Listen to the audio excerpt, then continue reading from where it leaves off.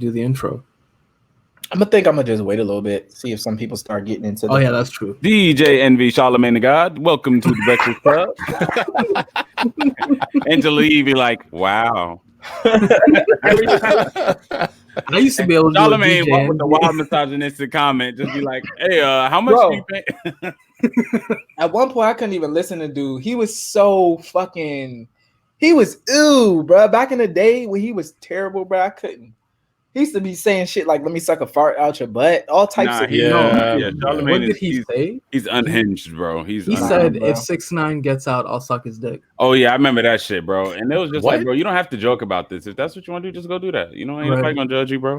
But nah, he really Charlemagne is he's an interesting character, man. I'm trying to think what's the most outlandish thing I ever heard him say. Bro, it goes on for days, bro. The most outlandish thing I heard him say was "suck the fart out your butt," and he was up the ante just now. I never heard that. Yeah, no, I think another time he said, the most outlandish thing I've seen, DJ Envy gifted him that shit was crazy. A mold clay of his ball, of his ass, mold of his own ass, of his actual ass, and Charlemagne was, that was just flagrant. No, and the thing was, it like, where would you put that? Bother me as like much. On a bookshelf or on they your put living it on room the table and he started spanking it. That shit was like, oh my god. Yeah, it was out of pocket because like it's like you technically he's right there in front of you. Like that's his ass. He's right there. Like the symbolism is just out of is wild. Yeah, that shit was interesting. Anyone in the chat? You see anyone? There are people in the chat, and I think they came to the book club to not hear this. Right. I came in here about books, and you motherfuckers is talking about. Yeah, we're just cutting up right now. We're waiting for people to come in. Yeah, there's a few people in the chat. Y'all heard Roland Martin say he checked Khalid Muhammad? He a damn lie. Oh, what? Khalid Muhammad whooped his ass, bro. Hey, bro. Khalid Muhammad. How you gonna talk? Nobody gonna speak ill of the dead like that. Right. That's the one thing I was saying. Did y'all hear that Biden? Khalid Muhammad would he wanted to fund the police, bro. Yeah. Who said what?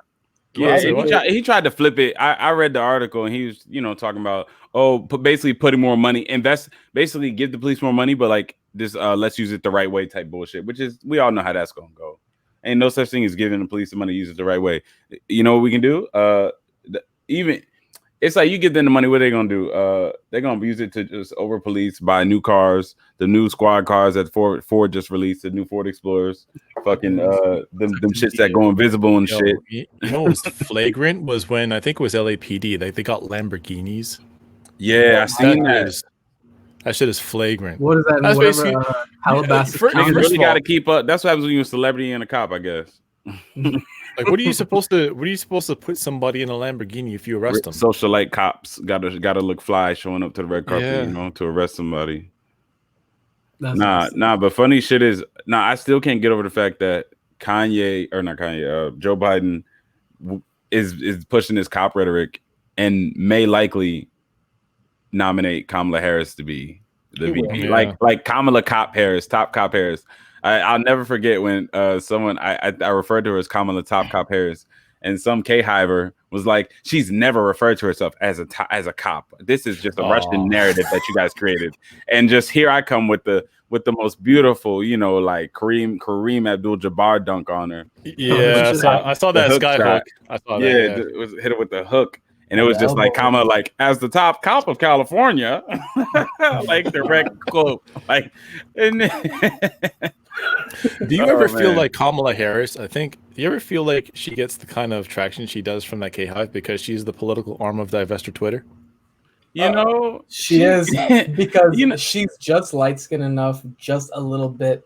She's got a little bit of a non-black ethnicity. You know what I'm saying? Like I will say this: I've never seen niggas harp over the fact that she has a white husband, like ever. Like I've never actually seen that be a thing in a way that it may be for other. You saw a couple of celebrities anyway. Yeah, a couple of celebrities said it, which means that everybody had to have said it, right?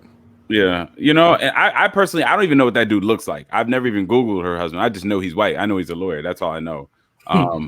And for me, that's enough to know, the fact that she doesn't parade him around like Barack paraded his wife around speaks volumes. That's all I'm gonna say about that one. No, she does. She does show up on the red carpet with her husband and whatnot. Does she? Oh, she shows up. Yeah, she does. She used to go out for nights on the town or whatever. Oh, but okay. I've never seen him by her side at the hip, and maybe that's a gendered thing too. Who knows? Sonny Teray just followed. Shout out Sonny. That's the brother right there. Oh yeah. He's a smart dude. I fuck with his content. Yeah. All right, let's get started then. Yeah. Okay, hold on. Where's the link to this shit so I can share it? Do I just share it? Because if I share this link, it's gonna have people join in, right? Right. Yeah, you don't want to do that one. Motherfuckers just be like, yeah, let me in. No, it's twitch.tv/RZNWA. I'm over here trying to share the fucking. Yeah, you're about to try and share the StreamYard invite and have everyone hop in here with us. Yeah. I mean, we could do that eventually. It's just a matter of time. Let me actually not say that on the stream. Let me just. If someone wants to like ask questions and shit. All right. Sounds good. All right, so Reny and Ali, looks like you guys got some good shit for us today. Yes, sir. Yeah. Presented to us by no other than Gerald Horne. So today, guys, I know this is our second week doing this. Last week we did Discourse on Colonialism by Amy Caesar. We sort of wanted to continue within that trajectory. We want to stay on the topic of colonialism for just a sec, sort of get our minds wrapped around what that is and how much of that extends into what we see today. So we're doing the Apocalypse of Settler Colonialism by Gerald Horne. I'll briefly go over who Gerald Horne is. He's a GOAT historian, works out of Oh wow! You're so corny, bro. But yeah, he's definitely a top tier historian out of the University of. His catalog is like he's written over 3 dozen books, so that should say a lot, right? And from what I've read, they're intensely quality. But he comes out of University of Houston, African American Studies. Gerald Horne's a GOAT. Like I can't really stress that enough. Like I think after people who've read this book, they should also engage some of his other works. Actually, the Apocalypse of Settler Colonialism is like his second book of walking backwards in history, right? So I think the Counter-Revolution of 76. Yeah, the Counter-Revolution of 1776. Then you have this one, and then it's the dawning of the apocalypse that came out this year, I think. So he's definitely a GOAT, bro. Like it's actually sad. Ali, do you want to like things of that? Dude is just one of those historians and figures that we should really be tapping into a lot more. I just didn't know like his work was just this deep, especially with the book we're reading this week. It's like very, very heavy. It's dense. He cites every other sentence. He makes a pretty compelling argument. So we can get into it. Yep. So I'll just start with sort of how I summarized the first 3 chapters for me, what he's getting into. And the first 3 chapters for me sort of includes the introduction as well. So for me, let me get straight to it. The argument to me goes as such. So Horne argues that at the beginning of the 17th century, that's the 1600s, England is a minor power without much influence over the colonial globe. As the century develops, however, and inter and intrastate wars advance, the empire we would come to know as Great Britain has not only eclipsed colonial domination, but constructed a worldview of whiteness, which springboards the rising mercantile class, who would go on to be the capitalist ruling class, and further inaugurates the defining features of genocide of the indigenous and the chattel slavery of Africans. So that's sort of a overview, right? And that's pretty much how he starts the introduction, if I'm not mistaken. Like he starts with, I'll read it quickly. He says, the years between 1603 and 1714 were perhaps the most decisive in English history. At the onset of the 7th century, the Cypher-Isle was a second-class power, but Great Britain that emerged by the beginning of the 18th century was in many ways the planet's reigning superpower. It passed the baton to its revolting spawn, the United States, which has carried global dominance into the present century. What were some of like your thoughts, bro? Just like reading that introduction. I already knew he was gonna get into like what he mentions later is like the pan-Europeanism. Yeah. That becomes the overarching like order and it's pretty surprising because in the introduction also he starts off by saying um, London had 33% of the slave trade in 1673 and then 74% by 1683, Yeah. 90% by 1690, Yep. and by 1701 they only had 8%. So you see this really dramatic influx. You know, London isn't like the center heart of the colonial empires. It's one of the weaker, and it's crawling. It's doing a lot of dirty, you know, tricks. There's a lot of warring. There's a lot of intertribal conflict between Europeans. Yeah. And it's just he begins by dissuading the reader from what's commonly understood about how the United States formed. So Yeah.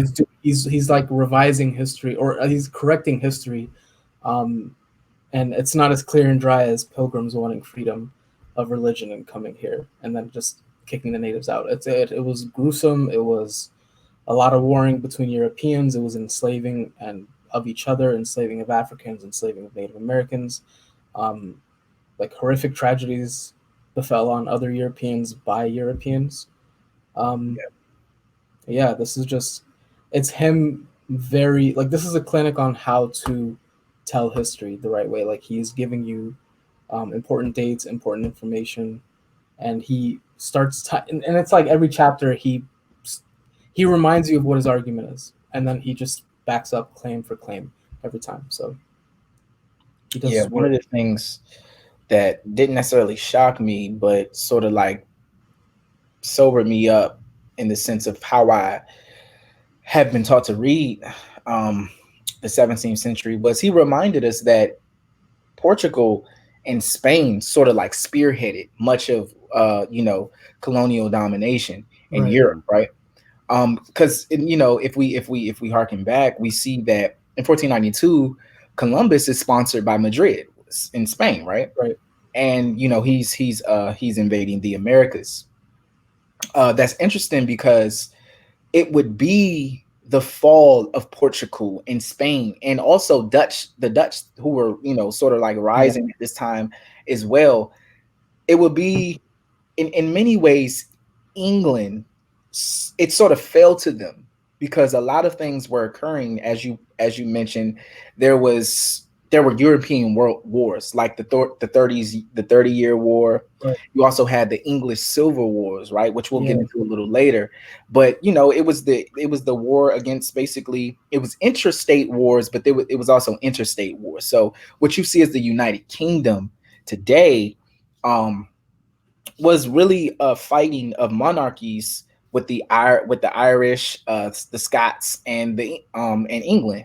Right. So to me, that was interesting how it was sort of how he complicated that, because I mean, like you suggested, we are taught a very like straightforward way of thinking about how this happened, right? Yeah. Like you mentioned, the Pilgrims, right? Yeah. But he complicates that, and he sort of like contextualizes every single chapter. And like you said, he reminds us all throughout. But so yeah, that's pretty much the introduction. I didn't want to stay there long. Yeah. But the first chapter is titled oh shit, let me get to it. I was for some reason on the fucking first chapter. But oh yeah, the first chapter is just called The Beginning, right? Yeah. So he's talking about though slow to the colonial banquet that was enslavement England was not altogether unfamiliar with this phenomenon. So he's basically talking about how England in no way was I mean, while they were not a European superpower at the time, they were not at all in no way not involved, you know. So I think like he talks about how the oldest version of slavery is tied intimately to war. He talks about how the development of weaponry, right? Yeah. And the development of being able to create charters, and how these charters, in a sense, allow England to propel itself within the colonial, within occupying colonial spaces, because they put so much of their monies into their navy, whereas many colonial empires weren't doing that at the time. Yeah. They were putting so much money into their navy, uh, being able to sort of like, take over the seas or whatnot. And And yeah, in tandem, like that was what kind of gave them the advantage later on. Consequent, like at the same time, concurrently, there was the Dutch were mass producing muskets and Yep. weapons, and they were exporting them. And this was Gerald Horne mentions that this is the first this is the first quote unquote example of the military industrial complex, because at that time, I think it was something like maybe within 20 years, like the muskets that the Dutch made just were proliferated everywhere. Like you'd be able to find them in many of the colonies. This was I kind of want to jump right into, because the argument of the book, I would say, was that up until 1776, there was this long, arduous construction of whiteness that wasn't as clear cut as what we would think right now.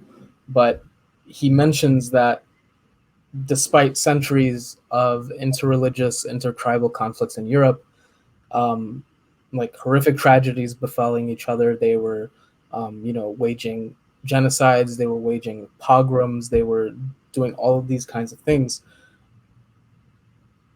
Essentially, what gave them the common ground to not fight anymore and to identify as white was that there was money to be made enslaving and taking land. So this was them discarding, if the Spanish were anti-Semitic, the Dutch would say, no, we're going to accept Jewish merchants. Yep. It was really this, just it was like a war of attrition. Just it took forever for the thing that we understand as whiteness to solidify into what it is now.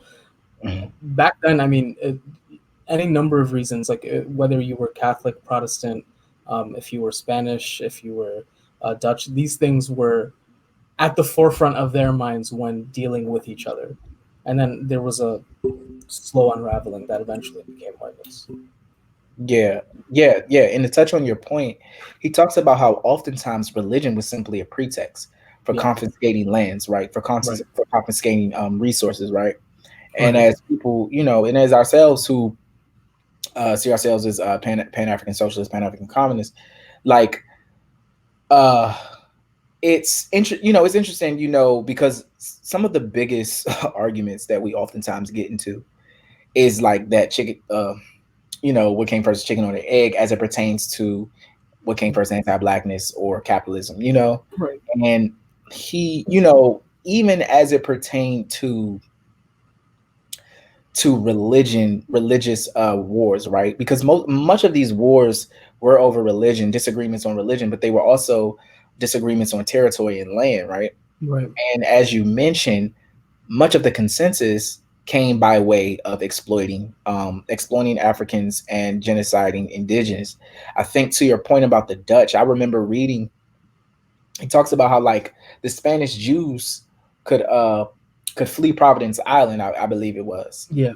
And the Dutch would accept them. So the Dutch actually, in a way, sort of started to concoct whiteness before anyone else. Right.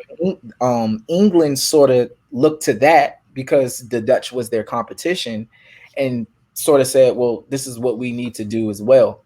And then we have New England, right? Who is at the time England colony, New England. And they're also helping to create this and concoct this ways of whiteness. Another thing I thought was interesting is how he pointed out how most of basically the Northerners were Protestant, Puritan, and they were Republicans. Mm. The Southerners down past Virginia were planters. But it's interesting that sort of that he mentioned that, because as we know in the future, that will become the below the South will become the Confederate States. Right. And it sort of it foreshadows the Civil War. Exactly. So when he said that, I was like, oh, that's interesting, because he was talking about how like the planters on the colonial islands were oftentimes royalists. So they pledged allegiance to the monarch, monarch. But when we started talking about Oliver Cromwell, right? Yeah. And how, he was like wreaking havoc on the Scots in Ireland. Like he was like killing them off, like, damn near just wiping them out. He was a Republican. Yeah. Right. So, and as the United States itself, into the republic for which it stands. Yeah. So it's like, it's interesting to see him sort of foreshadow those. I mean, the book is so good. Like, he's very complicated and he contextualizes everything like so neatly. Yeah. But as you pointed out, like, whiteness is concocted to the benefit of pan-Europeanism. Yeah. Right. It's a pan-European project. Right. And as I tweeted out probably 2 weeks ago, like, Europe couldn't agree on shit. Like, Europe literally couldn't agree on shit. But one thing that they had a consensus, and what they started to sort of, shape was, the exploitation of Africans. And yeah, I mean, you see this, like when Europe is when England is sort of emerging as a superpower, you start to see how the caricatures start to develop, right? Yeah. So, and it really was based on who you were beefing on. So, for example, I think it was either I think it was the Dutch who may have had some type of they weren't cool with like Moroccans, right? Yeah. Northern Africa, right? Yeah. But England, they weren't cool with Northern Africans or Southern Africans. So England saw Africans, period, as unreasonable and savage and irrational, right? Right. Whereas there were other European powers who only saw more Southern Africans as irrational, but they saw the Northern Africans as calculating and reasoning, stuff like that. Yeah. So they were already like starting to like pathologize on a colonial level, and like determining the natives and ascribing to them characteristics based on like where they fall and what they look like and all of these things. Just quick, Cromwell, we mentioned him, but for the listeners, give me 1 sec. Yeah, Oliver Cromwell, he was basically, Horne describes him as, he embraced republicanism and proto-imperialism. He was shouted out by Theodore Roosevelt. He called him the greatest Englishman of the 17th century. Basically, Oliver Cromwell had assassinated the King of England. Yep. And the basis for this was an anti-monarchist. He had an anti-monarchist approach, but it was a pro-republican ideology that favored less regulations on the European merchants, doing away with the crown tax, and basically just letting the merchants in the colonies proliferate freely and accumulate wealth as they desire. Something which they couldn't do for obvious reasons, because all the tax, like everything they made, was heavily taxed by the British. They didn't like it. So they ended up killing the king, and I think this lasted for maybe a decade. And then when the monarchy took hold again, when they restored the crown, Cromwell's ideas still were proliferating. They were spreading, and this is what eventually became like the nascent capitalist class in the United States. Like these merchants and these, is it safe to say these were like This wasn't the Enlightenment wave, was it? It was like right before the Enlightenment wave.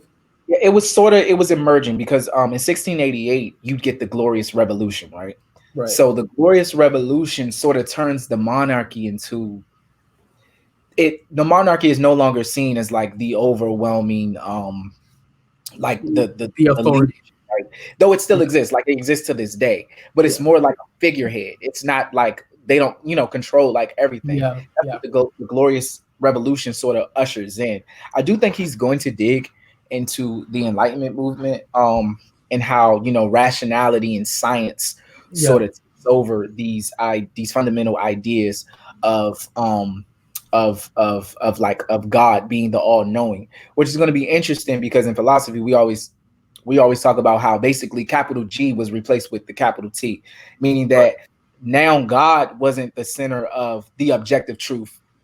Science became the truth, and it became the universal truth. But yeah, talking about Cromwell, he was a Lord Protector of England, Ireland, and Scotland at different times. But what's interesting about him, and you already mentioned it. Theodore Roosevelt had mentioned him like almost a century later. But yeah, part of what you get with him in the Commonwealth of England is what you see today with the Old Dominion of Virginia, because if you think about it, Virginia's Commonwealth, right? Yeah, so that's a little interesting keynote there. But where did we leave off? We're picking up on okay, so what are our take like so far? Like basically Horne is making the argument that what precipitated the creation of the United States, like the 1776 revolution, this was something in the making elsewhere. It wasn't something that was homegrown per se. Like this was something that was influenced by the Spanish at one point being more dominant in Jamaica. This was precipitated by the Dutch and the English forming an alliance to combat the Spanish. This creation of whiteness, in essence, was, Gerald Horne calls, he uses the term cross-class unity or cross-class collaboration. This was essentially, the English laborers were having a rough time in home, and when they were shipped off into the colonies to find work, they essentially started identifying more with the people who were controlling the people who were dictating what their work was going to be, instead of identifying with the slaves and the natives. They ended up, reaffirming the position of the slave, of the African and the native as subordinate to the European.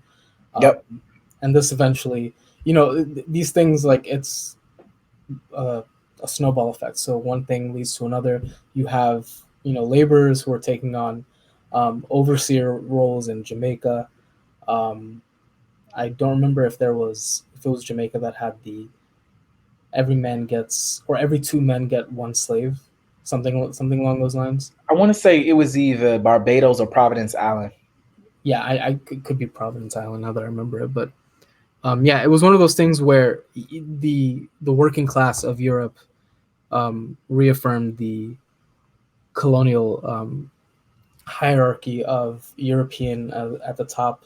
Well, really the ruling class, the merchant European at the top, the laborer beneath them, and then the another thing that he illustrates really well, and this just pokes it stares right into the eyes of those slavery was just a choice people, was how vociferously Africans rebelled and revolted and insurrected, like on almost every level. It was so bad that there were different approaches based upon whether you were colonizing an island or you were colonizing a mainland, right? So what's interesting about this was the islands were heavily populated with Africans. They, at one point it was like 3-2, then it became 3-1. Yeah. For Africans in relation to Europeans. Yeah. And this causes a huge problem because now, and I mean, there were even laws that were created to make sure that Africans could not even touch guns, right? Yeah. And because they were too mutinous in nature. Yeah, that was the words that they used. And I thought it was interesting because of this, what you started to see was sort of like a swapping out of indigenous and Africans. One of the things that many people may not know is that so many, like as Gerald Horne saying, is like there's probably indigenous, like Native American indigenous DNA all over the globe because they were swapped out so often, and they were made into slaves as well. But what happened with the revolting of Africans so much on the island is, they were unfamiliar with like the mainland, and what we call United States today. And because Native American indigenous, First Nation indigenous people were, as he put it, they weren't good neighbors. Like they were constantly at war, and you could not trust them Europeans could not trust them to live to give them the land in peace and harmony. So they ended up having to swap out indigenous folks for Africans, so the Africans can come to the mainland USA, and indigenous can go to the islands. Yeah. Jamel, did you want to ask questions? Did you want to give input? No, this is good. So I'm kind of here. I haven't read the piece, so I'm kind of just here listening. Like, this is really good stuff that you guys have been sharing. Some of the tenor that I'm gathering from Horne's work here is kind of speaking in many ways to the ways the transatlantic slave trade has kind of been is global. Sorry to interrupt. I don't know if y'all just saw, but Sam the Nana Man just subscribed for 7 months at tier 1. Thank you very much for that. Appreciate that. Thank you. That's big. Really do appreciate the support for the channel. Thank you so much. Yeah. We're gonna have to send you edible arrangements, bro. Just link us your address. They swiftly said, she said, I've read it, but not Jamil. Hey, look, I have so many books I gotta read. It ain't even funny. Plus, I'm dissertating, so cut me some slack, please.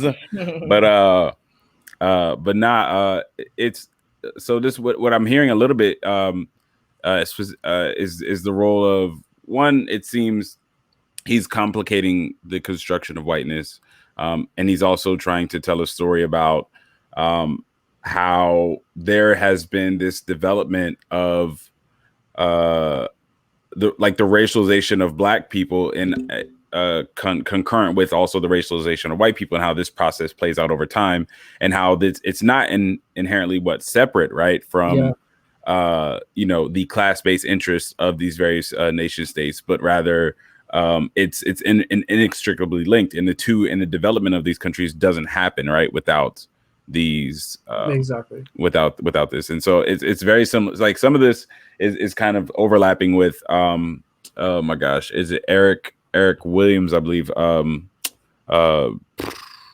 I know you've read this. Eric Williams, what is it? Capitalism and Slavery and Capitalism, I think it's called. Yeah. Wait. Oh, that's funny what Lily said. That's funny. But no, this is really good. I guess so we're in, I guess, can you speak more to the broader argument he's making here? So like the title is what is it? The Apocalypse of Settler Colonialism. And I guess this is always interesting. One thing we always used to ask is like, why do you think they named the book this? Yeah. And kind of like if you can speak more to how that ties into the argument that he's woven in the first few chapters. You want to go, Reny, or you want me to get this? We could both go.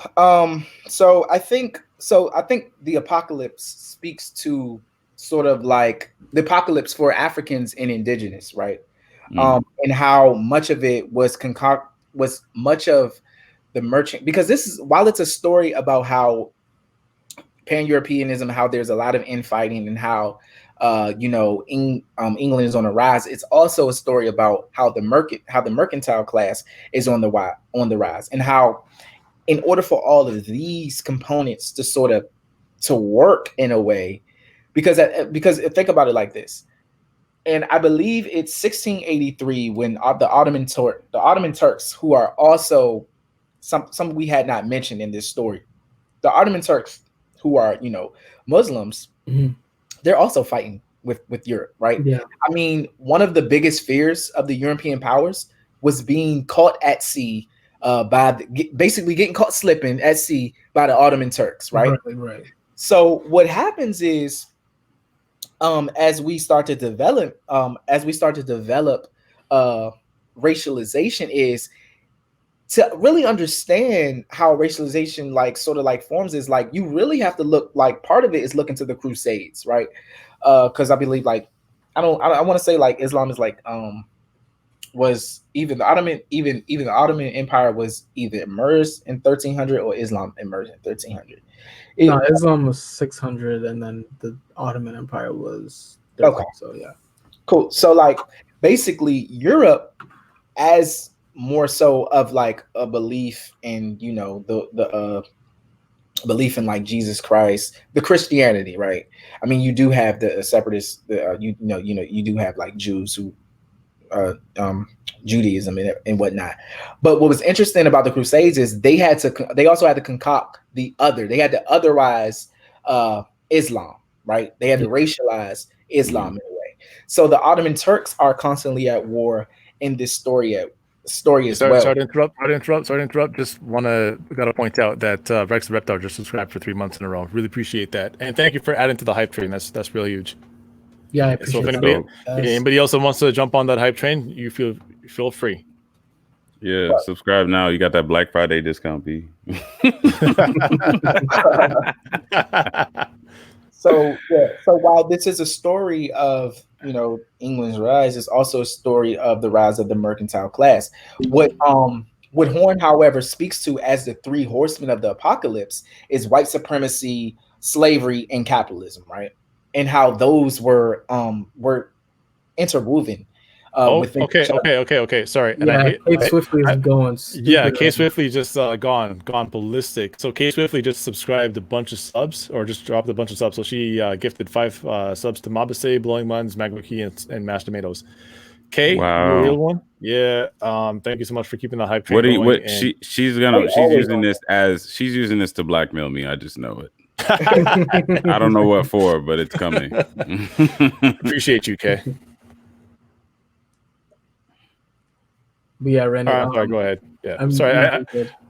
Okay, I'm trying to strike a balance between making sure that we keep the stream going, but also making sure that we show some appreciation to people who are dropping subs on us. Yeah, absolutely, facts. But yeah, basically, what Reny's getting at is the European, your basic European practices to create the other and then construct narratives around the other, in order to justify war, the conquest, boost morale of soldiers, that kind of thing. I want to read off this one part, which I think highlights it very well. The point that Reny is making. Montesquieu, if I'm pronouncing that correctly, Montesquieu claims, which this is basic European, this was something that was ingrained in Europeans prior, is that there was the claim that Islam created despotism, Catholicism created monarchy, and Protestantism creates republics. Yeah. But this was, and then Gerald Horne ends the sentence by saying, this clerical gloss was meant to conceal the reality that Protestant London was more and more in the grip of merchants who were willing to exercise any ploy, be it religious, republican, or religious republicanism, in order to gain a dominant market share. So they'll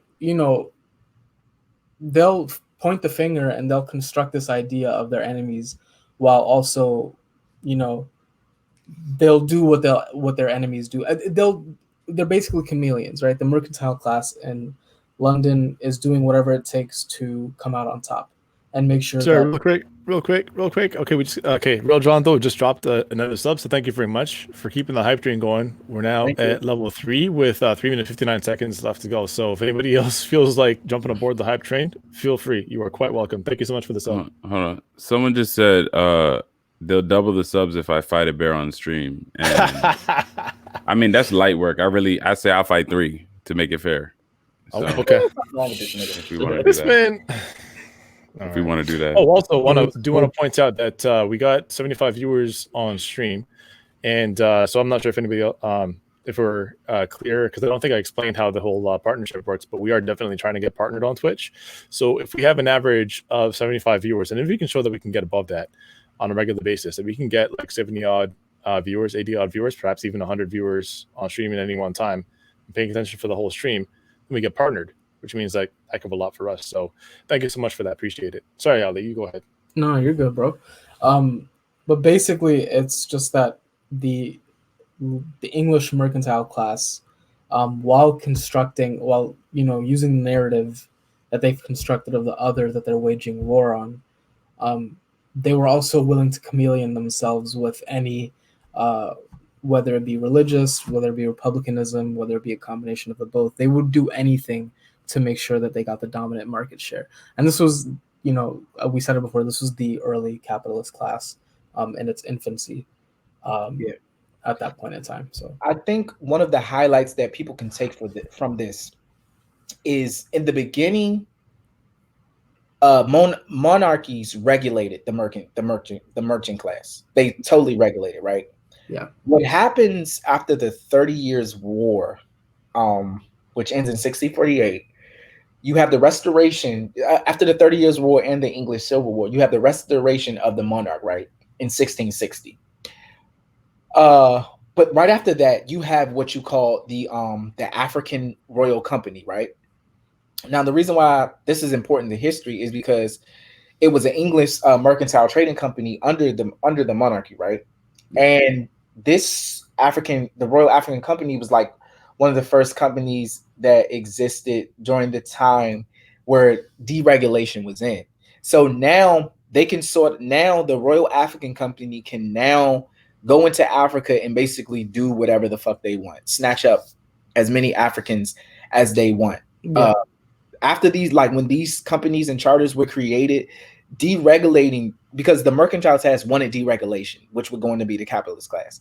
Yeah. By them being deregulated after 30 Years' War and the English Civil War, the royal companies like the Royal African Company, which is said to have shipped more African slaves to the Americas than any other institution in history during the Atlantic slave trade. So the Royal African Company is important because right after they start deregulation, you get the Royal African Company, and now they're able to descend on they're able to descend on Africa and basically do whatever they want to as it pertains to kidnapping and slaving. So that's why this part is very important, because it relates to what's going around globally as it pertains to the concoction of whiteness, but it also talks about how there's a rising merchant class who, as Ali pointed out earlier, they're just looking to grab onto anything they can, right? Yeah. There were some merchant classes that would back the royalists, and there were some merchant classes that would back the Republicans. So you get these shift. They're trying to hang on to any thread because they're making money. And once you get to 1688, as I mentioned earlier, the Glorious Revolution, that's when you really start to see the mercantile class sort of like, that's when they start to emerge, as like capitalist ruling class, and they start globally dominating. Yeah. So, one of the things, just to pick up where Reny was talking, like the crown, like the English crown, set limits on how many Africans you could export, for example. This was whatever. I'm not saying it was out of the goodness of their heart. They're still trading human beings, right? But there was a very clear, for whatever reason, it could be religious or like a monarchical doctrine. They chartered essentially a limit. There was a cap on how many humans that you could traffic coming out of Africa. the mercantile class saw that, you know, these were like, this was a very, very profitable trade. So the basic reason they wanted deregulation was that to get rid of the rules and laws that were stifling them from making the most money possible. Which at that point, you know, they basically thought the crown was hustling backwards, and they wanted to make sure they get every dollar that they could get. Yeah. And like, so to piggyback off what you were saying, like even before the Royal African Company, England did have other companies that were in Africa, like the Guinea like company or something like that. But they mostly, when they were in Africa, they were mostly abstracting resources. Yeah, they hadn't really got into the kidnapping and enslaving of Africans, right? They were like, I think here it said they were like they were there to like import redwood, elephant's teeth, and gold. Coal, gold, or not coal. It was like elephant tusks, any precious metals. There were woods. There were like things that they made incense out of. So it was like they were, you know, trading, and like they were stealing as much as they could steal to trade. Yeah. And accumulating as much as possible, but the trade in humans just didn't pick up yet at that point. Yeah. Let's open up to like engagement, like not necessarily questions, because as I've said before, like we don't see ourselves as instructors or teachers. We just see ourselves as engaging the text. So if anyone wants to like share what they thought was interesting, and if we can highlight like some of those, so we can sort of like piggyback off one another. Is this a good moment to do that, Ali? Oh yeah, definitely. I just don't know how, like, can we do it in the chat? Yeah. We'll take questions from people in the chat, and also it would be a good time to notice that Nazi, damn, thank you so much for the sub. Yeah, that was for 3 months too. Thank you so much for that, Nazi. Appreciate that. Looking forward to talking to you tomorrow night too.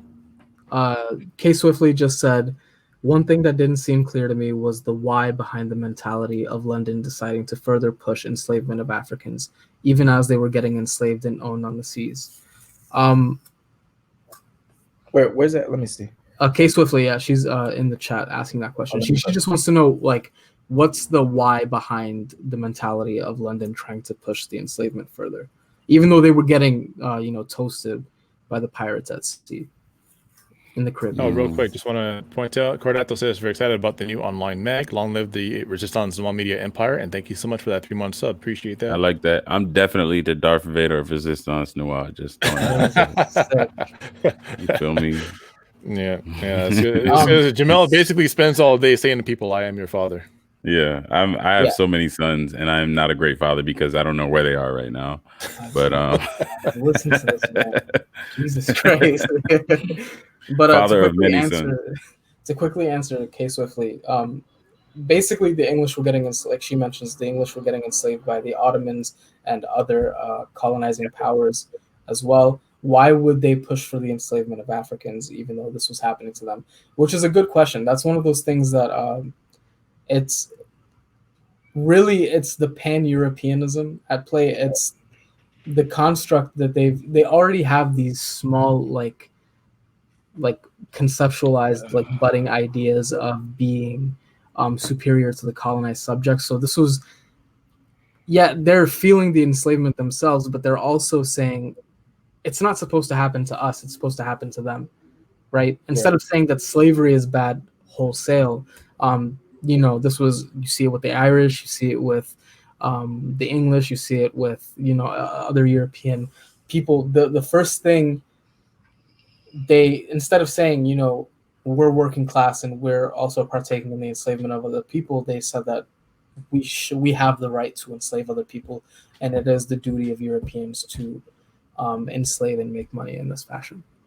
Yeah, I mean, to piggyback off what you're saying, another thing that I think we have to consider is the fact that slavery existed, just not in the form as it existed when whiteness was constructed, right? Right. So oftentimes slavery was a consequence of being a fugitive of war, right? So this oftentimes this happened, right? This happened during war. But you really didn't start to see the slavery as a birthmark until you start to see the rise of whiteness intersecting with the rise of the merchant class. Right. And I think, so slavery in many ways was already normalized, right? But as he pointed, I think, my bad, I don't mean to interrupt. Mhm. Were you able to buy yourself out of slavery prior? Like, was that a thing? Do you know? Because I remember they had mentioned that for Africans, slavery was like well, it depends who you were enslaved by. Yeah, I was about to say, but I know if you were enslaved, so for example, if you were enslaved by Arabs, if you were Muslim, if you converted to Islam, you would immediately be, dissolved of the. I think for others, at a certain point, in many cases, it was indentured servitude in some capacity. So at some point, or like your children wouldn't be born into slavery if you had children, things like that. And remember, until oh, my fault, bro. Go ahead. I was just going to say quickly. Remember, he spoke to how oftentimes the Spanish Jews would convert to Catholics. I think he may have been conjuring up that sentiment as well. And I think it's interesting that all of these are like shadow slavery is like distinct from the kitty is just meowing right now. I don't know if y'all can hear him, but shadow slavery is distinct from the types of slaveholding that existed from against Africans and things like prior to the transatlantic slave trade, and the fact that it became like, well, where there are no means by which you can free yourself in most cases, and it's explicitly based off of where you're from and what you look like. And that was like a defining characteristic that really really distinguished this as and really is what creates like the kind of metastasizing of anti-blackness on a global scale. And kind of entrenches it, and so I think that's really, it's like a lot of times people are quick to bring up, well, slavery existed in XYZ, and it's like, well, qualitatively, slavery is still slavery, right? But when you look at the contextual differences in treatment and the fine print of the contract, the imaginary contract, if you will, then it's kind of like getting a 360 deal versus getting a deal that you can opt out of, at any point in time and getting more money or something. It's kind of like getting a really shitty deal with a record label versus getting a favorable deal. You wouldn't want to be, signed to a label. You'd want to be indie, in most cases, but so to speak. So I'll read this passage. One thing I do want to point out about slavery that took place, especially in Central and West Africa, is that for many people, being enslaved.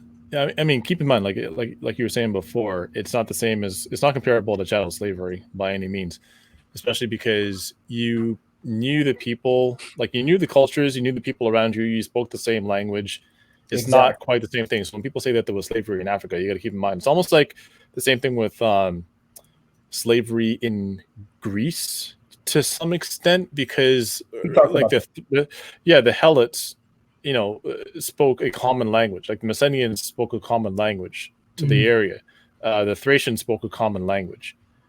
So you say the same thing in West Africa. The peoples of Senegambia spoke roughly similar languages. The other part is that even when you had the ability to manumit yourself, oftentimes people didn't take the option of manumission. Because if you manumitted yourself, you lost the protection of the people that claimed dominion over you.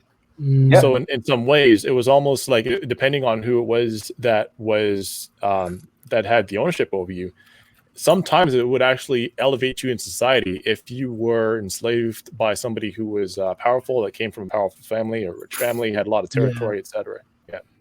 So like he says, at the height of its power, the Roman Empire, which once controlled England, trafficked in hundreds of thousands of slaves annually. In the previous millennium, slavery and the slave trade were rampant, a practice in which the Vikings and Scandinavians excelled, often preying on English and other Europeans. Yet this slavery, as horrid as it was, did not reach the dimensions of racial slavery that took off in the 17th century. The older version of slavery was tied intimately to war, with the former being the fruit of the latter. This did not bode well for Africa, as Western Europeans developed the weapons of war. So like the development of weaponry as well was critical to the mass genocide and exploitation of Africans and indigenous alike. And as I said, like when we speak to the fact that like at every moment there was resistance by Africans, and sort of that being, you know, being read, you know, how oftentimes you get the people who say, well, you know, slavery was, you know, sort of like a choice. You could, you know, you have a choice, you know, it really does not contextualize what it meant, or, you know, how often Africans resisted. And it was so often, I mean, bloody. Yeah. And that's actually part of what drove when so people always brag about Britain Great Britain being one of the first countries or it might have been the first, I don't know, who cares, one of the first colonizing countries to end the slave trade. But like the reason why is because they were literally, it was getting to the point where the planters in the Caribbean were getting fucked up and they were fearing for their lives. And they were like, look at what happened in Haiti. They're like, bro, like we're not safe here. Somebody help us. And so the Great Britain basically said, okay, we're going to give the planters reparations to basically leave because we want to preserve property and preserve class status of you guys. And that's what happened. Like, it wasn't about, you know, like, and the part, of course, like, of course, it was an abolitionist movement, which was largely ineffective. And, you know, they'll tell a different story. But yeah, you know, there was a ton of fear, constant fear in both in the islands and in the United States of uprising and rebellion. And they would that's why they said, let's separate them. Let's try to break up their religious community organizing. Let's try to separate families, brothers and sons. Like, there's all these like incentives, de-incentives for a rebellion that were basically institutionalized at a across the board to prevent people from uprising, because it was a constant fear. They were constantly looking over their shoulders. They were scared as hell. And he mentions this. Super scared. Yeah, I mean, he goes through this thoroughly too. He talks about how they literally were scared as fuck, like especially as the populations increased on the islands. Because here was one of the fears. On the island, if there's a revolt, it's harder to get to, like, it's harder to get away, given that you're it's a whole body of water, right? On the mainland, you could at least flee into other territories. Yeah, you can go into the mountains and the forests. Fear for them. And that's why it's like, I mean, if, you know, more people should like look into like actual revolts and how early it was. Like, from the moment that Africans started to be exploited in genocide, they were resisting like hell. Like, there were even African leaders who would trick. There's a story of they even employed so the, you know, the Negro Buffalo soldiers, and there were like different black militias that existed in the South for self-protection. They in Louisiana, and before Louisiana was like a state and there were more parishes, there was basically there was a huge uprising by a bunch of enslaved black men and they basically had to get this black militia to come defend them, because they didn't even have an organized militia for those parishes. And so that black militias that helped to basically to stun that particular uprising by those black men who were marching on the Capitol. The name is leaving me. It's 18. You know, you might know which one I'm talking about. The name is leaving me. I'd have to. But the name of the rebellion, was it the 1831 rebellion, the Christmas rebellion? Yeah, it was the one. It's one of the bigger ones. So the Christmas rebellion, the Christmas rebellion of 1831 actually did end up having to get put down by the Maroons. So it's kind of wild, because like part of my family was helping the British to subjugate and oppress the other part of my family. Wow. So the agreement, because the Maroons, people think about it kind of weird. It's like, oh wow, why were the Maroons helping the British to enforce slavery? It's because the Maroons existed in Santiago, which was what Jamaica was called prior to the British invasion. The Maroons were enslaved by the Spanish, and the reason that they were called Maroons is because it came from the word cimarron, which means savage or wild. So the people who were able to escape subjugation by the Spanish, because Jamaica is it's a fairly large tract of land, and it's also very hilly, so they would escape into like the hills, just the same way as the enslaved people enslaved by the Greeks would run off into the hills. Greece is also a very hilly place. So there's actually a paper called what was it? Sambos and Ruins or something like that. That was about the sort of the parallels between enslaved Africans and enslaved Greeks. But back to the point. they were enslaved by the Spanish, and when the Spanish were run off the island by the British, the Maroons were like, "We're not going to work for you. You must be out of your fucking mind." And there was actually 2 Maroon uprisings against the British, and the agreement that was made, and after the second defeat, some of them were actually like shipped out of Jamaica. They were shipped in exile to parts of Canada, or what would become Canada later on. But the agreement was that we're going to leave you alone and let you have your own territory on the island. You can carve out your own piece of territory. But in return for that, what we want is that if the new enslaved people that we bring over should rise up in rebellion, then we're going to need your help putting down that rebellion. Yeah. So Tacky's revolt. Mercenaries. Yeah, and that's what their function was essentially. I mean, they were their own society. Like they were enlisted as mercenaries.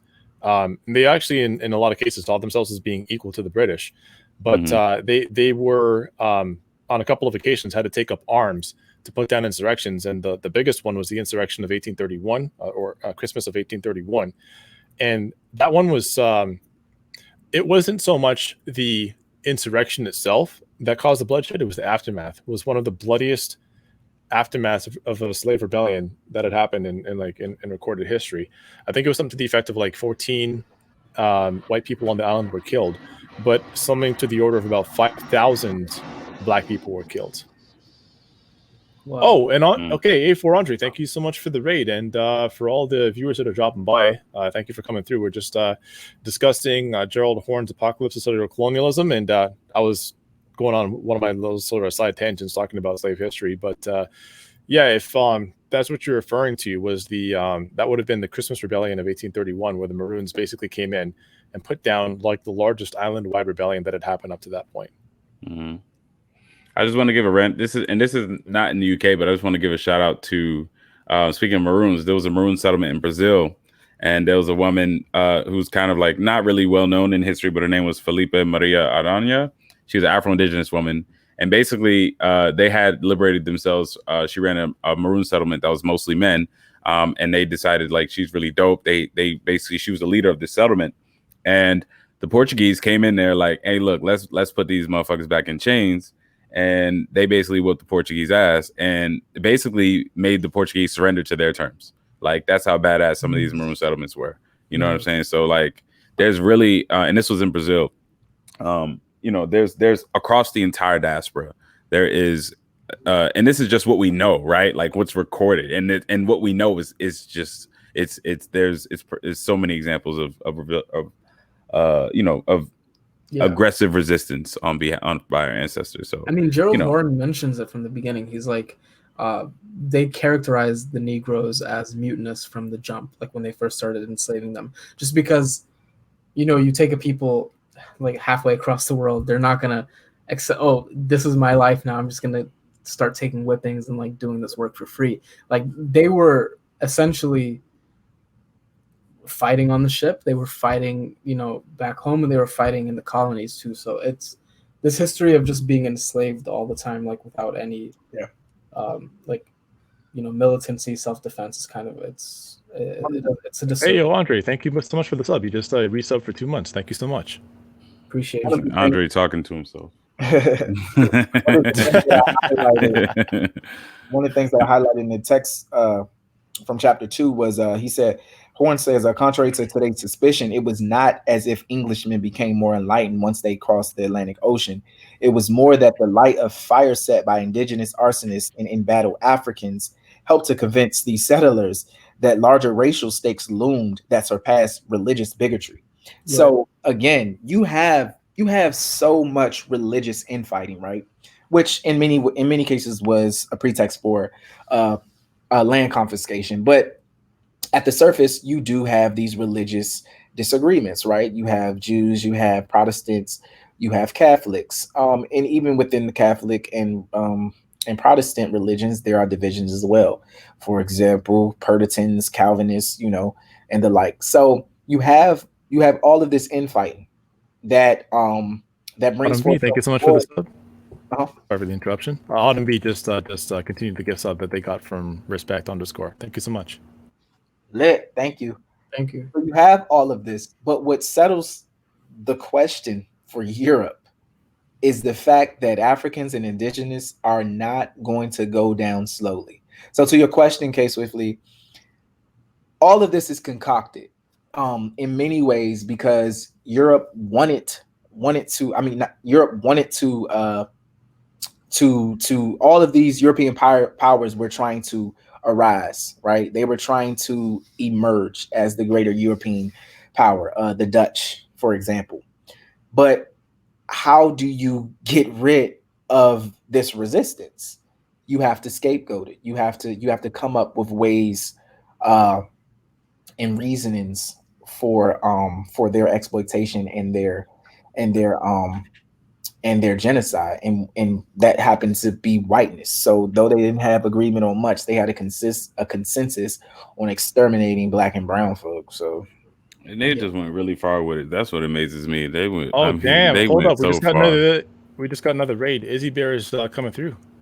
Oh, it was Gucci. Shit. Thanks. That's cool. Appreciate Thank you that. so much for that. Yeah, I appreciate that. Yeah.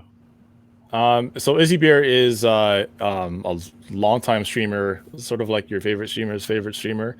It was actually like able to walk me through a lot of the the vagaries of streaming, all the stuff that's necessary, like how to build a good stream, how to build content and that sort of thing. So Izzy Bear's been hugely helpful and instrumental in getting this stream up and running in its previous form. So just wanted to say what's up real quick to Izzy Bear. Thank you so much for coming through. And feel free to reach out anytime. Haven't spoken to you in a very long time. Thank you so much for the raid though. Yeah, thank you.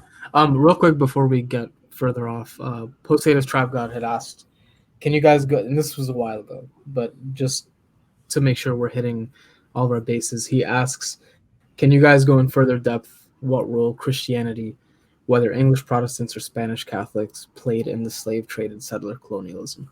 Well, as far as say it again.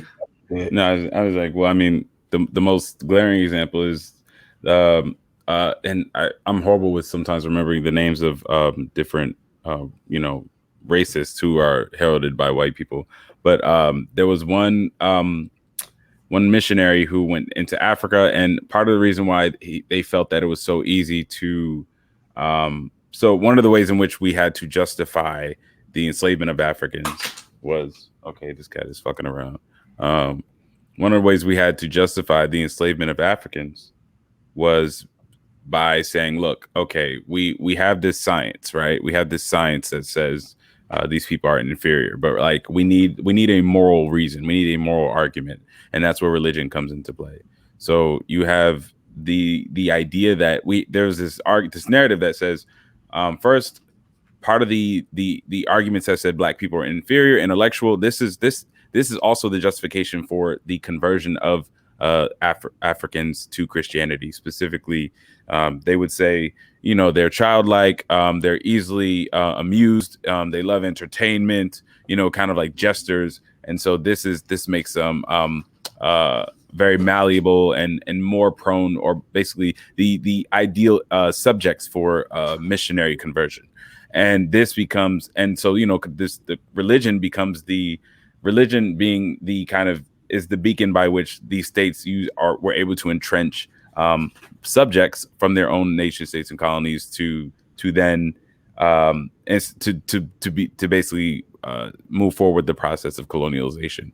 So you have people now who are instituting who are employing religion into these states, and they're doing a ton of religious instruction, and conversion is also almost like an entire political education as well for these people, because they're not using religion in the way that it's supposed to be used, right? Whatever that might be, they're using it specifically as a tool of political and social control. And so in many ways, and I haven't read Horne yet, but I'm sure he speaks to this in some capacity, that religion becomes one of the most important tools in kind of controlling these populations. And we see it to this day. There's just a lot of commentary we have about how a lot of people who cling to very arcane and very subjugating forms of religious belief, right? And we're talking years after this shit is over, right? That it still goes on. So you guys can kind of speak more to that. Yeah. Oh, and real quick, just want to say, first of all, thank you, Mike Oldfield, for the sub. Appreciate that. Second, I do owe you an email. I saw your email last week. So Mike Oldfield actually is one of our like one of the people that was first on the bandwagon when we put up the Patreon. It was like real quick to subscribe, and second, did us a Appreciate huge favor by just going through some stuff on the website and saying like, hey, yeah, so here's some improvements that can be made here, here, and here. And I actually did read through the email. I've just been so swamped with other stuff this week that I haven't got back to you yet. But I do owe you an email. Trust me, I'm gonna follow up on that. So thank you so much for the sub, though. Yeah, appreciate that. Yeah, thank you. You were saying, Ali? No, I was just gonna say, the way they approached religion with like the colonized subjects was different than how they approached it with them, like with each other. There were, I actually don't know if it was them using charters or them enacting charters that suggested or declared, you know, a certain group of people couldn't use weapons, a certain group of people couldn't be traded with, a certain group of people, you know, were relegated to certain zones in the colonies. And oftentimes, like, they would use religion as a veil for these things.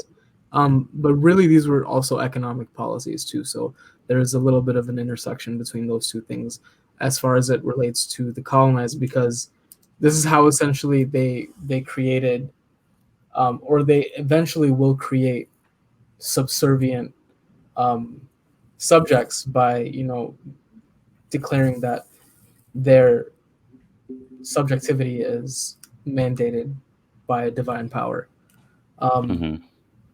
But Kay Swiftly mentioned in chat just now, another aspect of this that was touched on briefly in the text was the relationship between nationalism and state building projects like the Spanish Inquisition, which was, she says, pretty sure the first time religion was used so effectively as a political and economic state building tool. I'm kind of familiar with that. I think he touches on this in the later chapters. Maybe after, I think Jamaica is taken from the Spanish. I'm not totally sure, but I don't think we've gotten there yet. Well, sorry, I didn't just hear what. Well, Jamaica. Did you ask if Jamaica is taken from Spanish? What do you mean by that? Spanish was ousted from Jamaica in 1655. If I'm. Yeah, the Spanish were the first to colonize, and they called it Santiago. And then in the early 18th century, then the British invaded and took it over. Yeah, exactly. Thank you. But yeah, that was. I don't think we're the part Kay Swiftly is mentioning. I don't think we're there yet, because we're just covering the first 3 chapters here. But I think that should be pretty soon in the book. Yeah. It's the table of contents now. It's like the 5th or 6th chapter. They go into Jamaica like right after this. But yeah, another thing we should know is that Inquisitions were all over the globe. So Spanish Inquisition was a famous one, which is interesting because like it's why you see the Spanish Jews sort of like fleeing, right? There's a part in the book where he talks about how Hollanders were really like Spanish Jews, and he also talks about how they fled to the Ottoman Empire at one point, because they were being accepted. I thought that was interesting too, how different European powers would accept basically the religious the ones that were relinquished, the ones that were being persecuted. Like different European powers were open up the gates to them at different times. And of course it's more so political expedience, but there's like a contingent of, you know, there's always going to be something that they were getting out of it to why they let them in. But I thought that was an interesting component too. But what was Kay Swiftly's question? I think she just wanted us to touch on give me one sec. Just the like state building projects that the Spanish Inquisition was. She says, I'm going to reread what she says. She just says another aspect of this that was touched on briefly in the text was the relationship between nationalism and the state building projects, and how religion was used as a political and economic state building tool. Yeah, absolutely. Honestly, I think you see that all throughout the text, as nationalism and state building sort of like coincides. Like I think, for example, United States as a project, right? And how it's really a Republican project, but it's really a project, again, that serves as a pretext for religion, right? Because how we're taught, like we're always taught that, well, everyone was evading religious persecution and they all came to America. They greeted the Indians so warmly. They ate together, all that shit, right? And, but Horne complicates that, right? He talks about how, nah, bro, that ain't it, and how essentially I mean, you had the Dutch. I believe the Dutch was in Massachusetts or New England. Massachusetts Bay County. Yeah. They also had Manhattan. Yeah, and Manhattan as well. Yeah. And you see that this is mainly a pretext for exploitation and colonial domination, right? But it's really made in the name of the nation state, or it's really made under the banner of the empire.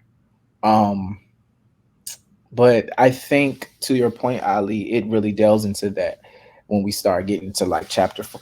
I say swiftly, what chapter was she reading when she I think she mentioned it might have been in the introduction. I just don't remember it being in the introduction. Yeah. But if she has it in front of her, I trust her, obviously. Like, you say you a liar. No. Ryder had a headache this whole time. I hear her like a motherfucker. Is there anyone else asking? Yeah, I don't know where to move forward right now. So, but yeah, if there's any more questions, you guys can hit up the chat. I know I'm doing a pretty awful job with keeping in touch with the people. I'm trying to read the chat now. No, it takes a while to really like develop the ability to pay attention to that many things at one time. Like, don't even worry about it. Yeah. So, what are your thoughts, Andre? I still haven't responded to emails in 2016. So, sick. Yeah. Black Jacobin's the next book. As someone's asking. That one is I know it's Andre's his eyes lit up. He's like, anytime somebody mentions Black Jacobins, all of a sudden like my eyes start glowing. But that's up to you two. I mean, I'm happy to take direction on whatever direction you want to go with this book. Yeah, I'm gonna definitely read the next book with y'all for sure, so I can be in on it. But do you have any input on this conversation at all? No, I mean you guys covered it like pretty comprehensively. There's nothing. Yeah, and it's only 3 chapters. I'm trying to squeeze more juice out of this lemon. The other thing too is, you ever look at how many titles that Gerald Horne has to his name? Dog, that man has how do you have that much? That man is like the Lil B of writing. Only he's quality with it.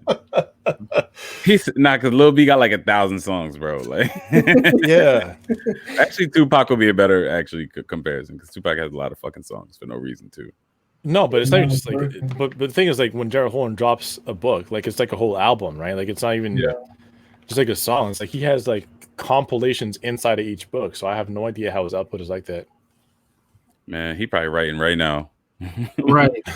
Right now. Yeah, you gotta admire that type of work. He writes so much. I can just imagine someone calling him like, hey, bro, I'm just checking in. Hey, nigga, don't you know I'm writing? Like, because I mean, to have over 3 dozen books, bro.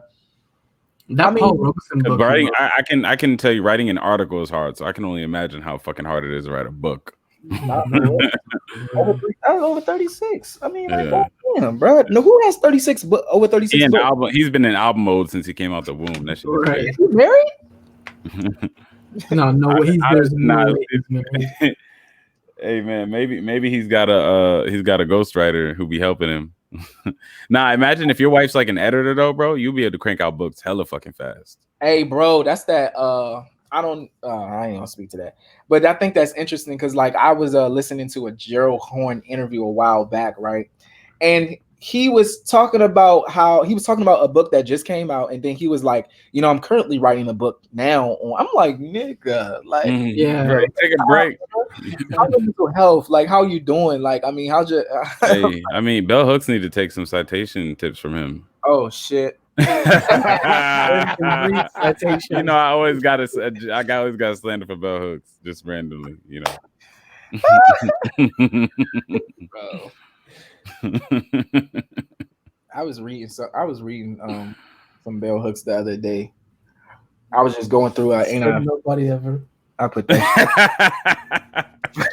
Unless you said Jamel's gonna fight bell hooks. Oh my gosh. Yeah, it'll be man. like it'll be a one-sided citation fight. You know. Yeah, so just to, so I think this is a good place to sort of like to end. But I do want to say we're going through chapters 4 through 6 next week, same time, right? So what I believe someone spoke to the ousting of Jamaica, how Spanish was ousted from Jamaica in 1655. And this is really going to funnel money. Oh my god, the landlord bell hooks. Right? Sorry, go ahead. Yeah.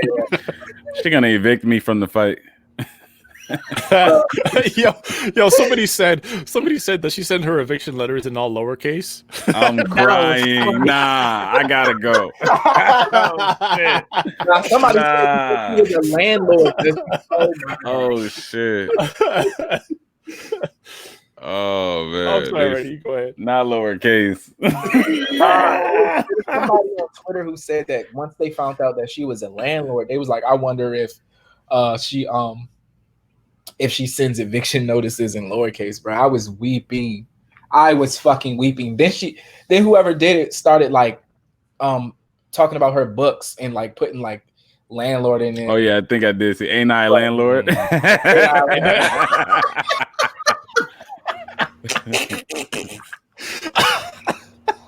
Bro, I was weeping. Yo, bro. Ain't I a landlord is fucking crazy. We real cool. Oh god. We rant The cool. will to the oh my god. Cool. Nina just said the will to charge. Oh shit. Nah, that's funny. That is so funny. It's funny. It's also funny because she goes out her way to indict capitalism at every turn and corner. And it's not to say like, you know, oh, you're participating in capitalism or something, you know, but like in that meme. Panel, but she said you got to get your money, girl. Yeah, you know, but the thing about it is like I'm sure she would be super comfortable without ever, you know, being a landlord to someone, especially because like the whole concept of like that shit is so silly. Like I purchased this land, now I'm gonna make you pay. Especially poor people pay more for rented properties than rich people do on the value. Like you're literally exploiting fucking poor people because I'm sure she's not renting to fucking Beyonce. So you know, poor people pay more. Period. Like those cash advance places in the hood. Yeah, like, interest rate. Poor people, banks, everything. Poor people get penalized for being poor all the time. I'll tell you, I've gone from being like the brokest fucking human being. I've gone from absolute broke to doing okay. And I will tell you that, like, so you know, we own a home. You know, we got 2 cars, we got kids and everything else. We got full-time jobs. And I'm telling you got 2 kids? Ooh. Yeah, we got twins. No, I know. I'm fucking with you. No, it's like, but the thing is, like, it's actually more comfortable where we are right now, even though we have like the expenses that we have. It's more comfortable living now than when I was poor. Not just because like the income has gone up, but because the daily bullshit that you run into when you're poor is just so insurmountable sometimes. Like it is more expensive. It feels like it never ends. You think about like the times that you run into like the NSF charges at the bank, or like the times that you've been like, bro, they be hitting my shit like a fucking kamikaze fight, bro. Like the times when you can't even fill up your gas tank, so you have to do it like a quarter tank at a time, and you have to then deal with the fluctuating gas rates. Bro, preaching. You gotta wait for gas prices to go down before spitting right now. Oh my god. Yeah, and the check cashing places are the worst because sometimes you're just like, like I have absolutely no money, like I cannot make ends meet. It's impossible. So then you walk your ass into the check cashing place, kind of looking over your shoulder to make sure that nobody who knows you sees you walking in there. Then you walk out feeling all guilty, like you did something wrong with your life to end up there in the first place. Then they got you. They just have you on the cycle, you know? Yeah, I mean it's in the South. It's like there are many check cashing places as like Waffle Houses and McDonald's. You know what I mean? No, and that's how they get you. What they take like a decent percentage too. Like it's super fucked. It's super fucked. There's just so many ways for poor people to be taken advantage of. Yeah, like, it's just all the time. Ridiculous.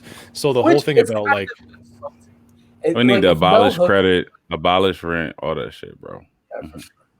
But like bell hooks, like with a straight face, just saying you need to get your money, girl. Like I read your books a couple of times, man. Like some things just the math isn't adding up right Oh shit, now. Silver. Thank you so much for the rate. Appreciate that. I'll never get over this when Bell Hook said it's Hold on, more real quick. Just need to make note that Silver just rated into the channel. Thank you so much for that. Appreciate that, Silver. I appreciate that. Nah, there was a quote, and I'm like, when I critique a lot of Bell Hook shit, but what I don't like is outright lies. I don't like lies. Yeah. And she says, like, the facts show that now more than ever, black men are more violent than they have ever been. And I looked and I said, let me go look at all the stats, every fucking conceivable stat of violence I can find on black men in this year. And by golly, everyone knows that crime peaked in the 90s. Everyone knows this, right? Like, and everyone knows that it severely dropped in the subsequent decades and continues to drop overall, trending with, little spikes here and there. But she was flat out wrong. Like, if she was writing in 1994, she might have had a point. But she's writing where, like, we're actually seeing, like, 30, 40-year lows in all reports of violent crimes, particularly from black men. So it's like, how can you say this without even having it? How dangerous of a narrative is that if I'm just a person reading this and believing that you're authoritative, right? And you're saying, I'm like, wow, Bell Hooks said black men are violent, so it must be true. It's just, how can you get away with, if I just in any writing piece said the facts now more than ever show that black mothers are more violent to children than they've ever been, I promise you I would get canceled immediately within seconds. Or any group, if I just told a lie, right? A factual lie, right? That was pathologizing. Like, you just can't say shit like that. And the fact that she gets away with this, and when someone says, hey, what are some books to recommend for black men? And her book, that same exact book that I'm citing, is the #1 book people are referencing. It's like, just ask me to kill myself, why don't you? Like, that's what it feels like. I know that was extreme, but that's what it feels like. People are asking me to do. And actually y'all can continue, but before we go, yeah. Kay Swiftly brought up something, and I did want to point back to it, because, like, she sent me the quote, and the quote speaks to how, and actually, in the beginning, we sort of started with this. We sort of started with how the colonial domination sort of was spearheaded with Portugal and Spain, right? What's interesting though, as Spain sponsors Columbus and his journey to the Americas, his conquest, his fucking colonial domination, his, let's call it what it is, in 1492, that was during the time of the Spanish Inquisition. I think that's what she was talking about. Oh, true. And at the time, I believe Spanish Inquisition started around 1478. So what happens is, with the Spanish Inquisition, you basically, remember when I spoke to earlier how, like, Spanish Jews would basically, or at least one spoke to the idea that so many, like, Spanish Jews had to convert to Catholics, or whatever the case may be. Yeah. This was also part of the nature of the Spanish Inquisition, which was to basically weed out the faith Catholics, because Spain at the time was basically Catholic, right? So how it builds the nation state in many ways really just speaks to the fact that at the time, Spain was the most dominating colonial power, and they were getting rid of the force of resistance, in a sense, sort of allowed them to spearhead that process in many ways, and from my understanding, because as you see all throughout in the future, within the 17th century, you will see that religion becomes a mainstay of war. So in many ways, that speaks to how Spain was able to spearhead, because the Spanish Inquisition was getting rid of niggas. It was religious intolerance. So many people were executed, and so. I appreciate you saying that. Yeah. Do we 4 to 6 for next week, right? We're doing chapters 4 to 6. Chapters 4 through 6. That is correct. I'm gonna have my hair done. It's been a while, bro. Like, I don't know. I've been woofing, bro. My barber's playing games, man. I ain't going nowhere. No, I've been texting him like, "Yo, you trying to work? I'll wear a mask, everything." Your barber is with other clients. He's just. Yeah, I've seen him on Instagram with some other clients. Right, so he wasn't fucking with me. I even around with some other clients, bro. Yeah, same with my tattoo artist. I'm like, hey, yo, so, like, do you actually want this money, or what are we gonna do? Right. Like, Facts. My barber always be acting real funky. I'll be like, "Hey, can I come in for me?" He be like, "Yeah, let me check my schedule." No, damn well he don't got nobody coming in. my barber does the same thing. There's no booking system. Yeah, he's like, "Let me check my schedule, bro. You're gonna be in the shop all day. I'm just giving you a heads up." Like, But let me do this. Let me plug ourselves one last time. So tomorrow we have a panel discussion hosted by Kay Swiftly, Anansi. I also believe all of us. Jamel, me, Anansi, Nina. Yeah, I won't be in it, but I'll tune in if I can. Yeah. So we will be discussing. This is going to be a hot topic. We'll be discussing how the dissemination of lynching, like basically talking about the dissemination of lynching videos of Black folk, and how, you know, how that's capturing people, what it looks like. Is it, you know, where does it take us? We'll be interrogating it, critiquing it, bringing some points together. We'll be having a panel discussion on that. And you know how we do. We talk shit, and you know, we political, we intelligent, we classy, boozy. you know our fucking bodies. You know what I'm saying? I hate that so much, man. You know how we do. You know this. You know how to. I You was know thinking the the other day, vibe. like we one of those podcasts. Like I don't know how we do it, where we turn it off and on. Like 1 minute, like everything is just like it will appear like a real intellectual academic type of space, but in the next minute, like we going in, we just talking about everything. We just talking about how Prince's music really isn't as great as people try to pretend. Bro. I'm glad you brought that up. Yeah, everybody, I'm gonna plug the podcast. I'm not really good at this kind of thing, but I'm just gonna say we have a very controversial opinion of Beyonce in our latest episode of the podcast. Oh my god! So please go. I check may or it may out. not have gotten doxxed by the Beehive already. I'm not sure. I should check. Wow. You know, I was listening to it earlier, and I really stopped once I got to the 18-minute mark when we started talking about Beyonce, because I let Jamel talk about Jay-Z, but then I was like, I don't even want to hear this last part. I don't remember what was said. I'm gonna leave it like that and just wait for people to come in my mentions. Hey, look, it's two people I don't like: Prince and people from Minnesota. Damn. Oh wow, Kay Swiftly under the bus. Oh my god. Kay Swiftly did not deserve any of this. I don't claim Oh man. Damn, I think we just lost 2 panelists for tomorrow night. No. Anyhow, but yeah, that was supposed to be a plug, not burning. Water should be public, not private. Yeah, That's also support so we can start playing music. The one thing I dream about is like this shit being like us, because I've been listening to this 38 Special album or this EP. We just the album is so hard. It's so fucking good. and by the way, Kay Swiftly, none of us co-sign any of Jamel's opinions. Jamel's the same person that just said he would fight 3 grizzly bears on the stream. Okay, exactly. So I want you don't. Yeah, exactly. Yeah. Also, I'm gonna say, by the way, I cannot say this enough. The movie Ip Man 4 is fucking trash. It is. Okay. Fuck that movie. It's the most trash shit. It is. Nah, and the thing was the Asian coonery in that is that Scott Adkins. Like they made that dude a racist. Oh, that shit is so funny, bro. I truly think Jamel is rubbing off on everybody in the podcast. So Jamel wants to fight like bears, right? But then Ali is out here talking about he said he could beat Hitman ass. But today I caught myself, right? I caught myself watching this video of a volcano expert. He was picking up segments of lava, right? And in my head, I was like, I gotta pick that shit up with my Bro, I literally just had lava infused salmon. That shit is like lava ain't shit, bro. I don't know what them people in Pompeii was even so. What was they? They soft. Why were we even taught that shit, bro? Actually, that's a really good question. I feel like everybody learns about Pompeii. Who gives a fuck? Like, no shade. Who gives a fuck? They wasn't even brushing their teeth, bro. They use fruits to keep their teeth why clean. Why did we learn that shit, bro? I'm so confused. I had to learn it twice because I took Latin in high school and shit.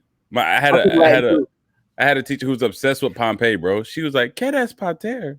Like, she was blowing my mind. Bro, that's funny as shit. Yo, but I'm about to ask, this is like the 4th call I got from Burkina Faso. I don't have any people there. Hey, bro, they sending in the boys after you. Oh, shit. I just didn't get it. Like I'm getting like that's the calls CIA from calling you from a redirected line. I'm crying. All right, bros. I'm about to head out. Yeah, I'm about to finish watching knockoff X-Men, aka Umbrella Academy. So you know how Look, that bro, goes. the first 2 episodes. I just have to say, I can't watch that show. That big nigga, like that's just it's good to me. Have you watched The Boys on Amazon? The what? I love The that. Boys on Amazon. That's The what? Shit. The Boys. Oh, The Boys is great. I can't wait for season 2. Yeah, I love The Boys. And this in no way is like misogynist, but like it's actually that means it is. But go ahead. The Boys. Like, it's called The Boys. But what I was saying was I was trying to watch the Umbrella Academy because I thought in some ways it sort of resonated with that, and some people were saying like, yeah, they were saying it's up there with that. So I watched the first 2 episodes of Umbrella Academy, and I was pleased. I haven't watched anything else because, like, you know, the thing, you know, with the partner, you really can't watch nothing without your partner, or you're literally talking about position. No, but the thing about Umbrella Academy, that big dude just threw me the fuck off. Yo, why is he built like that? Why does he look like that, bro? It's almost like the costume department had no fucking budget, bro. The thing is, I'm thinking it's a Netflix production. They gave him a muscle suit, bro, and called it a day. With the leg on top, like bro, and his legs are normal size, bro. It doesn't make any damn sense. He skipped centuries of leg day. Like they couldn't just get a CGI motherfucker to just do him up real nice. You know what I'm saying? Bro, like, big body, little head ass boy. Yeah.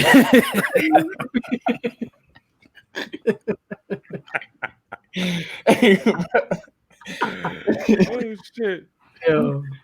Hey, bro. Let me get the Nina said they ran out of powers. I'm crying. And also, is he even really super strong? Like, bro, like, what is your actual talent? The thing is, I see him with the blicky on. He's basically Terry Crews, bro.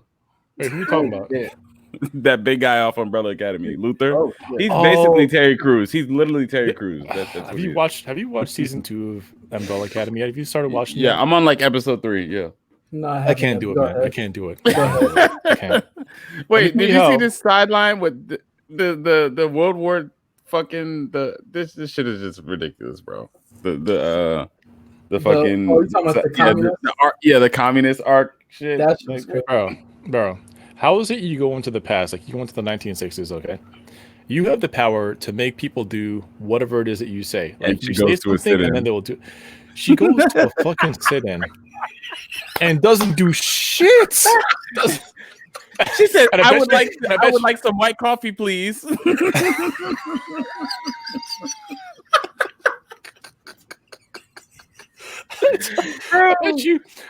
be the first one. She'd be the first one saying, "But I'm marching on the front lines for you." Right.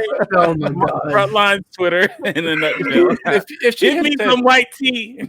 I'm telling you, all she would have had to do is open her mouth and say, "I heard a rumor that white people love lynching themselves." That's it. Civil rights movement's over. Done. Like that's the end of the show. She doesn't do none of that. She doesn't use her powers. I mean, she uses her powers when she feels like revolution. That's what Nina said. And I was so mad about that. And then I forget who it was. I think it was Devin. I think it was Half Atlanta that said, what did they say? They said, oh yeah, that one dude had the power to raise the dead. So it's like, imagine raising up an army of dead black people. Like imagine raising up like an army of the formerly enslaved. Imagine how mad they'd be, right? Yeah, none of that. Nothing. They wouldn't even play no shit like that. Man, that's the thing too. That's the other thing. It's like I know that there was no black people in the room when these scenes were being written, because there wouldn't be a season 2. Whatever they came up one with black could not person be filmed. is part of the Umbrella Academy, are they? What's that? There's not one black Umbrella Academy present, right? Yeah. The Hillary Banks. Oh shit! No. Yeah. That's the one black person on the show. Okay. I mean, not that I hear it, but it's just I just in retrospect I hadn't even remembered. That's cool. I'm about to head out though. My headache is blasting. Someone said, and we can maybe actually table this question until maybe even tomorrow. We can address this. It's a non-trivial. Riemann Zetas. They had a question about alternatives to rent and credit. I think actually I want to touch on that in depth, so we can actually touch on that tomorrow, if anything. All right, hold him to it. You know. Yeah, I know I will. I got you. Bad. Who should we rate? Before we say our goodbyes, who should we rate into? I don't even know who's anyone who our family. Is K Swiftly out there? K Swiftly is not streaming right now. I see. Kemazotz is streaming though. Kemazotz is a Latinx anarchist. Let's see. I bet Batman is streaming. How's that going to save Gotham? Lottie Bixus. Hey, yeah, Kate Swiftly said she's going live. Oh, Kate Swiftly's going live? Yeah, she said she's about to go live. Well, Kate, go ahead and go live, Stu, and we'll hold off for just a couple seconds so we can raid into your channel. Also, I just want to say Roland Martin did not check Khalid Muhammad. He absolutely did not check Khalid Martin. When, in what life? In what lifetime? Well, he's going on this. Khalid Martin would have slapped him in his face immediately, bro. Khalid Muhammad. First of all, like, and this is no disrespect to Roland, because, like, I mean, I don't agree with Roland, but you know how I feel about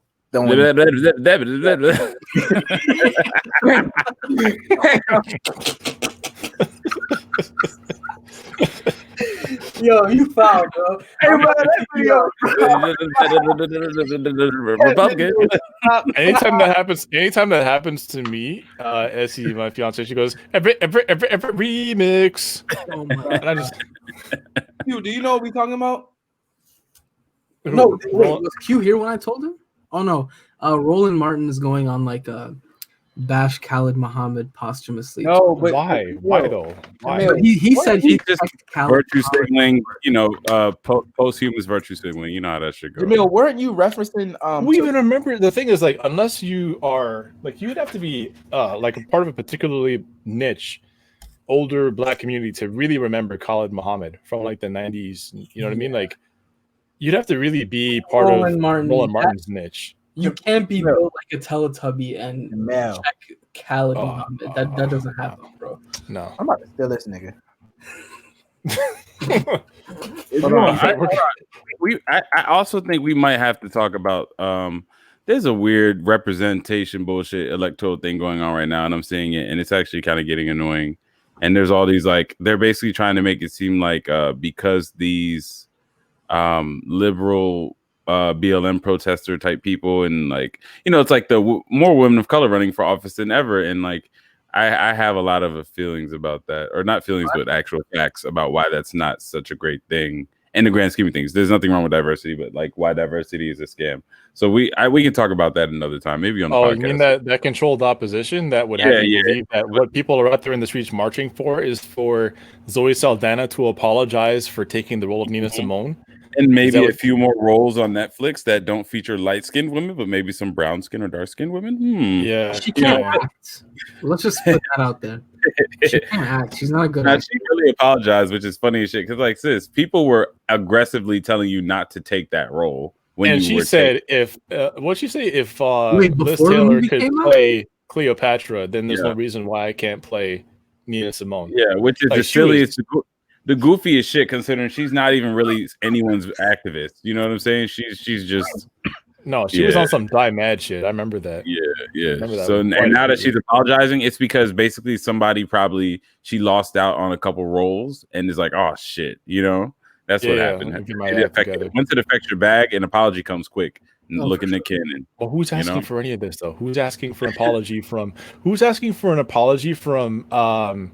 What's his face? Blake Lively and Deadpool. Oh, that plantation? Yeah, for their plantation wedding. The apology for that. And it's like, who cares, right? Like, let them do that. Enough people. I mean, people remember that, but why would you just take it to the grave? Just take that right to the grave. Especially when nobody's talking about you. Yeah. Well, I guess it was brought up in an interview. Like he was being interviewed and somebody had brought it up and he said, it's terrible. But I remember back then, Blake Lively was talking about, it's not about that. It's about the antebellum atmosphere. It's just beautiful. Lady Antebellum changed her name and then tried to sue the somebody for having the name Lady A or whatever the fuck. Yeah, it was a black woman named Lady A. Yeah, and then a black woman who already has a name. She tried to sue a black woman for. Not see the irony in that. You're changing your name to not be racially sensitive, but then you try to basically say try to use your resources that you have to take another black woman's entire artist identity. Like, get the fuck out of here with that. All bullshit. I have to say is that's like the characteristic of like all the Dixiecrats in Tennessee. You know what I mean? They're all like that. Yeah. I'm gonna say is like, yeah. Before we go, my last bit of advice is if you see a celebrity, run up on one. That's all I got left to say. All right, we're gonna raid into K Swiftly's channel just now. Chat, thank you so much for hanging out tonight. Thanks for supporting us, for the subs and all that. And I guess we'll see you tomorrow night. Yeah. Follow me for more problematic views if that's what you're looking for. Okay, good night. All right. All right.